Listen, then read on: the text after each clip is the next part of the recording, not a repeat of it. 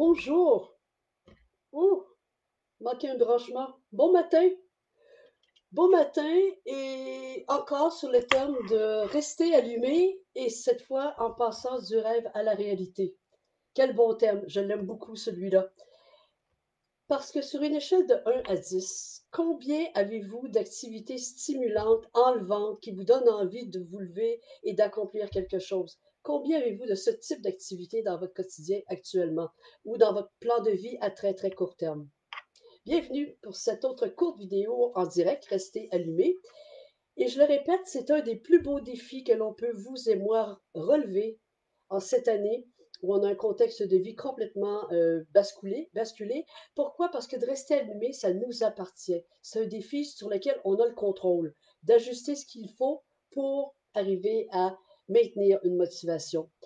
Je suis Lucie Marois et comme toujours, je parle à des gens comme vous qui avez le défi de vous maintenir à flot et même de dépasser ça en matière de satisfaction professionnelle, de réussite personnelle, de consolidation de travail d'équipe, de clarté apportée sur un projet ou une ambition, tout ce qui vous demande en fait de prendre en charge votre réussite selon vos termes et d'apporter les ajustements nécessaires.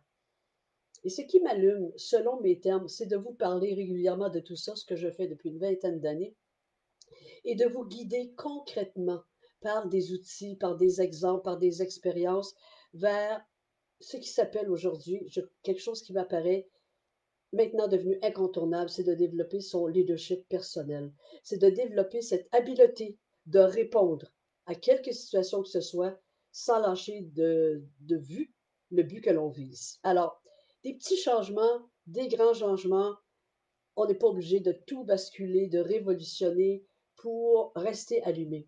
Je vous donne un exemple à partir de quelque chose de concret, d'un petit changement. Tranche de vie, tranche de confidence.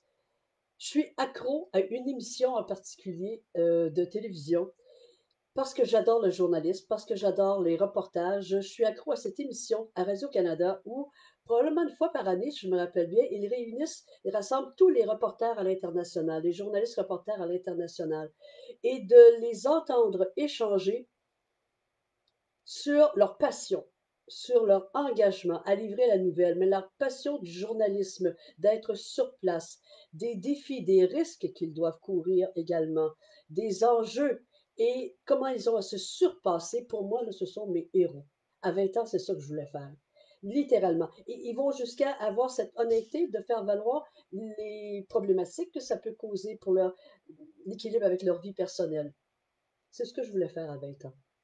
Est-ce qu'aujourd'hui, je suis reporter sur la scène internationale, mutée d'un pays à l'autre entre mes deux valises et de terminer mes journées en disant ici Lucie Marois en direct de Beyrouth? Pas du tout. Je ne suis pas reporter du tout, je suis rapporteuse. Ah! Est-ce que j'aurais dévié, mais en gardant le but? Je suis une rapporteuse de concepts.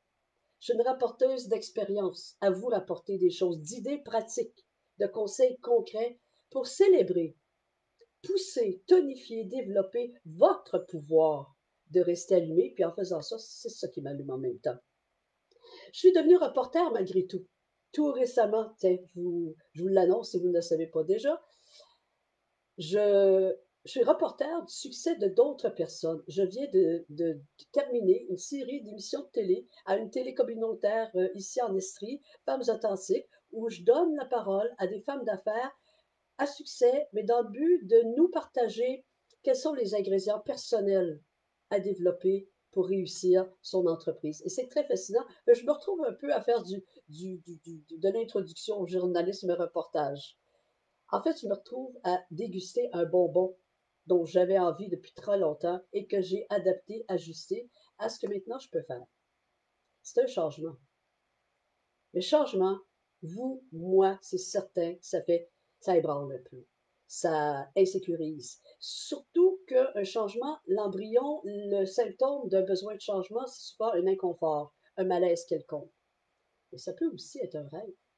Ça peut être aussi une ambition qu'on chérit depuis toujours, une petite ou une grande. Je vous invite à penser à créer du nouveau dans votre vie pour une petite affaire ou quelque chose de plus majeur, de remuer cette eau stagnante dans laquelle nous vivons depuis déjà pas mal longtemps à cause du contexte. Créer du nouveau, c'est ça qui tient allumé. Et qu'il s'agisse de changer de look jusqu'à partir un mois en voilier, qu'il s'agisse de rajouter, essayer un nouveau service dans votre entreprise ou un nouveau produit, de vous regrouper entre amis puis de voir comment vous pourriez faire quelque chose qui relie les arts et le sport pour les jeunes, peu importe, toutes les idées sont bonnes, en autant qu'on se mette en marche. Quels sont les pièges, toutefois? Oh, ça a déjà été fait. Ça ne me donne rien de le faire. Peut-être. Mais il y a une chose, ça n'a jamais été fait par vous, avec votre couleur. L'autre piège, c'est statu quo. On verra. Oh, c'est aussi bien comme ça. Et le troisième piège, c'est ce que j'appelle les vœux pieux, les bonnes intentions. Alors, si tout commence par un rêve et qu'on veut passer à l'action, dépasser les bonnes intentions, je vous invite à un petit cours de gestion ici. Gestion du démarrage d'une ambition. Imaginez que vous vous rassemblez avec votre conseil d'administration personnelle, c'est-à-dire vous, vous et vous, 3 personnes, OK? Le cœur, le mental et le plan d'action, pour voir quelle sera votre première phrase pour lancer la réunion visant à actualiser, concrétiser votre ambition. Est-ce que ça va commencer par un jour, je ferai ceci ou cela? Est-ce que ça va commencer par si je pouvais, je ferais? Est-ce que ça va commencer par ouf, je rêve en couleur, c'est pas possible. On va retourner faire ce qu'on fait. Ou les deux dernières, par où je démarre? Quel est le premier pas à poser?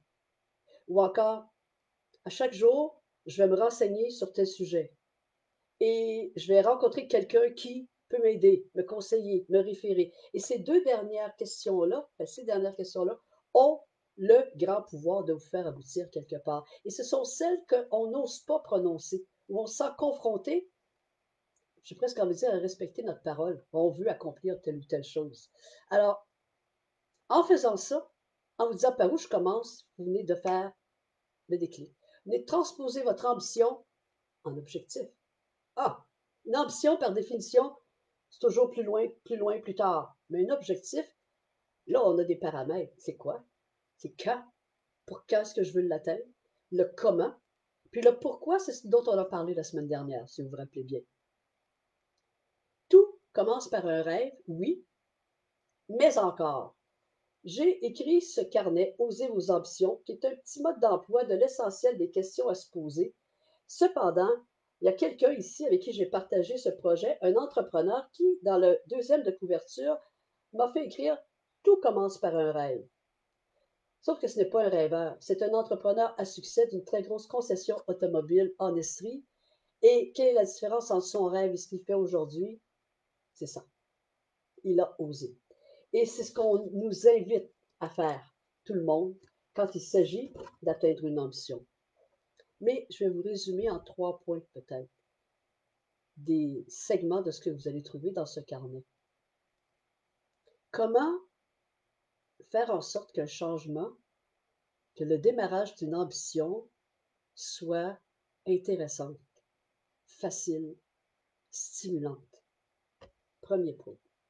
Faites une liste de vos 5 plus grandes forces, une liste de toutes vos forces et de vos qualités, puis de vos talents. Et là, pigez les 5 plus importantes dans les forces et vos qualités et vos talents. Et, et voyez si votre projet va venir solliciter 100% de ces forces et de ces talents-là. Pour que ça réussisse, ça va venir prendre 100% de ces talents-là et de vos forces. Et pourquoi c'est important? Parce que ça active la loi du moindre effort. J'aime mieux me lancer dans un défi pour lequel c'est facile pour moi, il y a des choses naturelles en moi pour le réaliser, que de me forcer à développer des compétences que je n'ai pas du tout. Ça favorise la loi du moindre effort. Et une chose est certaine, c'est que ça produit continuellement des bons résultats parce que vous avez le talent, la compétence de vous réajuster en cours de route. Les 5 grandes forces et vous assurer que votre projet va tellement vous allumer parce que vous allez mettre vos forces à contribution. Deuxième chose, mettez-y du flair avant les prévisions budgétaires. Votre projet, votre ambition, mettez-y du flair. Le flair est plus facile à ressentir et à guider qu'à redresser un budget qui ne veut pas avancer parce qu'on n'a peut-être pas bien aligné notre choix d'ambition.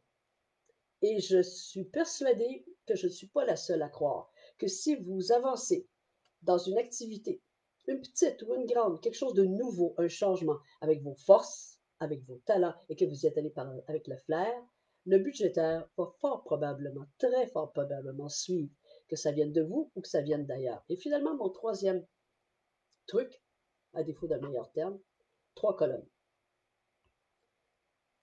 Les bonnes habitudes, première colonne. Quelles sont les bonnes habitudes que vous avez qui sont utiles, qui vont vous servir pour cette ambition-là, qui vont me servir pour développer probablement mon projet de journalisme télévision. Quelles sont les bonnes habitudes que j'ai qui favorisent ça? L'autre colonne. Quelles sont les mauvaises habitudes que j'ai? Elles peuvent être d'ordre alimentaire, d'ordre de comment je perds mon temps, d'ordre sommeil.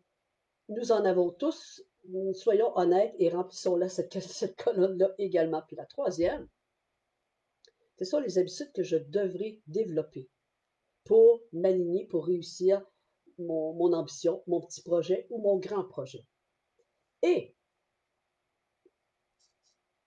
j'ai quelqu'un, moi, qui m'a déjà dit, et je le transmets aux autres aujourd'hui, dépêchez-vous de faire des erreurs. Plus vous en faites au début, plus vous gagnez du temps sur la réussite à venir. Dépêchez-vous de faire des erreurs. Pourquoi? Parce que les revers, c'est une école. Les revers, c'est une école. Sauf que, si j'ai un revers dans ce projet qui m'allume tant, dans lequel je suis nouvellement installé, j'ai un revers. Il se trouve que j'y ai mis mes talents et mes qualités, comme vous allez mettre vos talents et vos qualités. Donc, on est un meilleur élève, on est un meilleur écolier à cette école-là, et on trouve plus rapidement ce que nous avons à apprendre de ça. Je vous parle de petits et de grands changements, puis j'aime vous raconter des histoires. Je vais vous parler de Maria, non fictif. Un changement dans sa vie qui a peut-être l'air petit pour nous de l'extérieur, mais Dieu sait ce que ça a pu lui demander. Je vous parle de Maria. Elle est en Estrie. C'est une pro des communications publiques. Une très belle carrière dans le domaine des communications publiques, dûment formée à l'université et à travailler pour des grands organismes à très, très haute visibilité, à avoir des enjeux importants, à faire passer un message à une foule, un large auditoire. C'est un métier, c'est une profession, c'est un art et c'est beaucoup de talent que ça demande. Elle n'est plus dans cette profession-là aujourd'hui, elle est sur le bord d'une piscine et dans le bord d'un gymnase. J'en sais quelque chose parce que je suis dans la piscine. Et j'ai beaucoup euh, de fascination pour cette femme, n'est-ce pas, qui évolue sur le bord d'une piscine comme elle devait probablement évoluer devant un micro. C'est-à-dire, est-ce que ses talents et ses forces qu'elle avait dans sa carrière lui servent à motiver, mobiliser des femmes de 60 ans ou un autre groupe de femmes de 35, 38, 40 ans à s'occuper du produit numéro un pour être bien dans sa vie et réussir ses ambitions, c'est-à-dire la vitalité, l'énergie, la souplesse et la santé de notre corps.